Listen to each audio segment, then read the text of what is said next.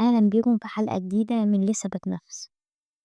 النهاردة هنتكلم عن موضوع يمكن كلنا مرينا بيه، بس قليل مننا اللي بيتكلم عنه بصراحة. هو التفكير المفرط.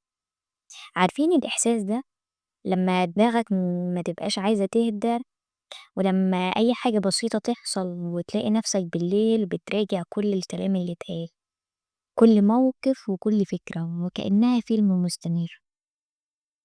أنا عارفة الإحساس ده كويس، كنت بعيش فيه سنين وأحيانا بحس إن مش أنا اللي سايق حياتي، من دماغي هي اللي سايقاه. النهاردة مش جاية أدي محاضرة عن علم النفس، أنا جاية أحكي لكم من تجربتي، من اللي شفته وعشته، من اللي اكتشفته انفعاليا نفسيا، ونتعلم سوا خطوات بسيطة تخلي دماغنا تهدى شوية، من غير لوم، من غير ضغط، بس بريك وحنية. أول حاجة نعرفها مع بعض إننا نفهم التفكير المفرط، وإن التفكير المفرط مش بس إنك تفكر كتير، لأ، ده إن الفكرة الصغيرة تاخد حجم أكبر من حجمها الطبيعي، زي كلمة اتقالت لك، موقف بسيط، أو حتى فكرة عابرة، فجأة تلاقي نفسك قاعد تدور فيها ساعات، أحيانا يوم كامل، أحيانا ممكن توصل لأسبوع كامل لحد ما تحس إنها بقت جزء منك. أحيانا بحس كده، بحس إن دماغي عاملة شبكة كبيرة من الأسلاك، أي فكرة تمشي فيها بتخلي كل الأسلاك تتحرك وكل الموجات تتلخبط.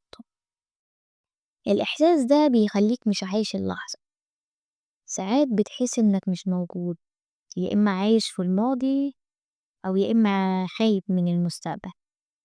التفكير المفرط ممكن يظهر في حاجات بسيطة جدا، كلمة حد قالها لك، أو موقف في الشغل، في الدراسة، في الجامعة حصل لك، أو موقف في البيت، أو قرار صغير، أو حاجة ما عملتهاش، وفجأة تكبر وتحس إن الدنيا كلها واقفة على كده.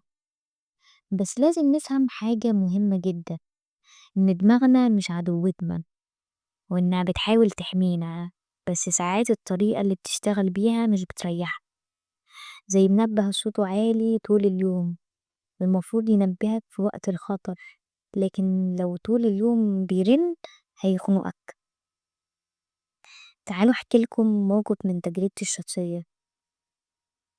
مرة كنت داخلة انام بعد يوم طويل، ودماغي بدأت تعيد كل المواقف، كل كلمة اتقالت، وكل حاجة ما عملتهاش، وكل شيء ممكن يحصل بكرة.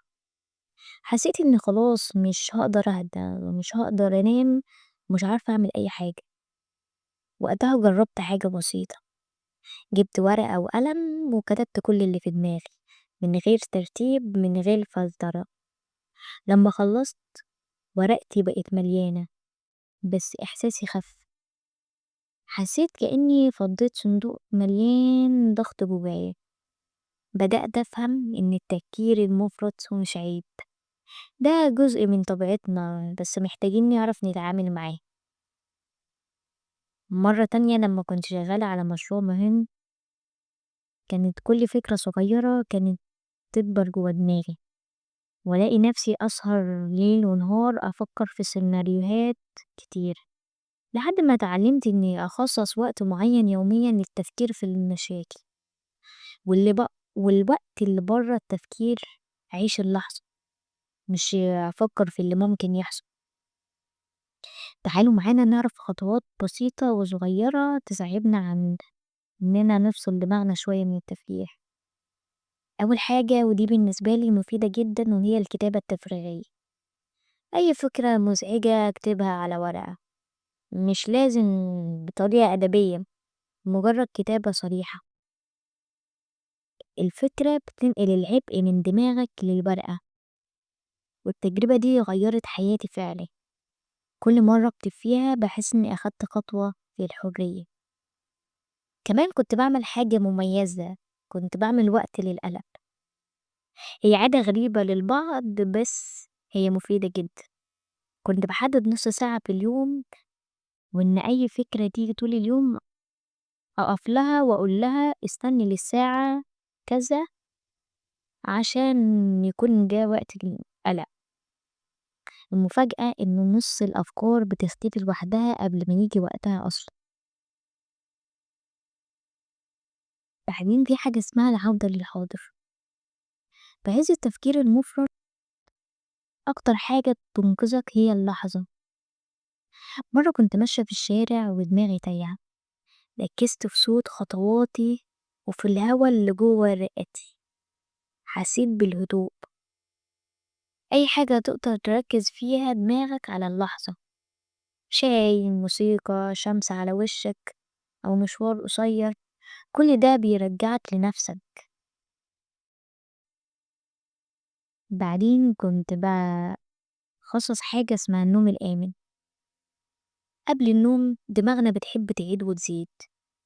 كنت بعمل روتين بسيط ساعدني، ورقة جنب السرير بكتب فيها أي فكرة، موسيقى هادية، أو الأفضل إننا نبدلها بالقرآن، وأقول لنفسي الأفكار هتستنى بكرة. لحد ما النوم بقى أهدى ودماغي بدأت تفهم إن الليل مكان للراحة مش للنقاش. أكتر حاجة فعلا ساعدتني وهي التفكير بصوت عالي. لو بقيت مضغوط جدا اقعد لوحدك وابدأ اتكلم مع كرسي فاضي أو حتى ورقة، طلع كل الأفكار اللي جواك.